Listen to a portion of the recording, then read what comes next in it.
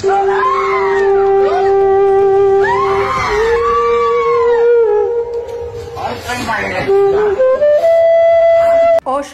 পক্ষাঘাতগ্রস্ত স্ত্রীকে জীবন্ত কবর দেওয়ার চেষ্টার ভয়াবহ ঘটনা ঘটেছে শেরপুরের শ্রীবরদীতে।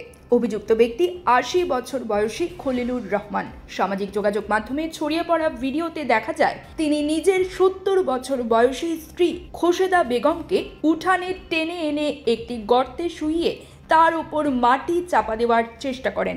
এ সময় তিনি স্ত্রীকে সজোরে চড়ও মারেন। ঘটনার একটি ভিডিও খলিলুর রহমানের ১৬ বছর বয়সী নাতি ধারণ করে ফেসবুকে পোস্ট করে।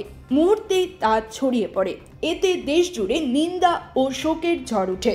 ভিডিওতে দেখা যায় আশপাশে বেশ কয়েকজন দাঁড়িয়ে থাকলেও কেউ ওই বৃদ্ধাকে রক্ষা করতে এগিয়ে আসেননি। স্থানীয় বাসিন্দারা জানান, খোশেদা বেগম প্রায় ৬ বছর ধরে পক্ষাঘাতগ্রস্ত হয়ে শয্যাশায়ী। দীর্ঘদিন ধরে সেবার ভার একাই বহন করছিলেন খলিলুর রহমান। তবে ইদানিং তার ধৈর্যচ্যুতি ঘটে। একজন প্রতিবেশী সিরাজউদ্দিন বলেন, খলিল মিয়া সহজ সরল মানুষ, কিন্তু দীর্ঘ অসুস্থতা ও দারিদ্র্যের চাপে হয়তো এমন কাণ্ড ঘটিয়েছেন। আরেকজন স্থানীয় বাসিন্দা রহমত আলী জানান, তিনি স্ত্রীর জন্য সম্প্রতি একটি চেয়ার কমোডো কিনে এনেছিলেন। তবে তার মানসিক অবস্থা দিন দিন খারাপ হচ্ছিল। স্থানীয় স্বেচ্ছাসেবী সংগঠন আজকের তারুণ্যের সভাপতি রবিউল ইসলাম রতন বলেন, আমরা খলিল মিয়ার স্ত্রীর চিকিৎসার পুরো দায়িত্ব নিতে চাই, তবে এলাকাবাসী ও স্বজনদের সচেতনতাও জরুরি।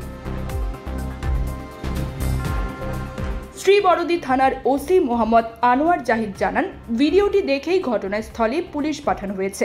বিষয়টি আপাতত সামাজিকভাবে সমাধান হয়েছে বলে শুনেছি, তবে লিখিত অভিযোগ পেলে আইনি ব্যবস্থা নেওয়া হবে। শ্রীবরদী ইউএনও শেখ জাবের আহমেদ বলেন, ভিডিওটি দেখে আমি স্তব্ধ হয়ে গেছি। এটি একটি চরম মানবিক বিপর্যয় এবং সামাজিক ব্যর্থতার দৃষ্টান্ত। এই ঘটনা শুধু একটি ব্যক্তিগত ট্র্যাজেডি নয়, বরং একটি বড় প্রশ্ন ছুড়ে দিয়েছে আমাদের সমাজ ব্যবস্থা, পারিবারিক বন্ধন ও বয়স্ক নাগরিকদের প্রতি দৃষ্টিভঙ্গির উপর। একজন মানুষ কতটা মানসিকভাবে ভেঙে পড়লে এমন কাজ করতে পারে। News desk, bridge Bangla 24।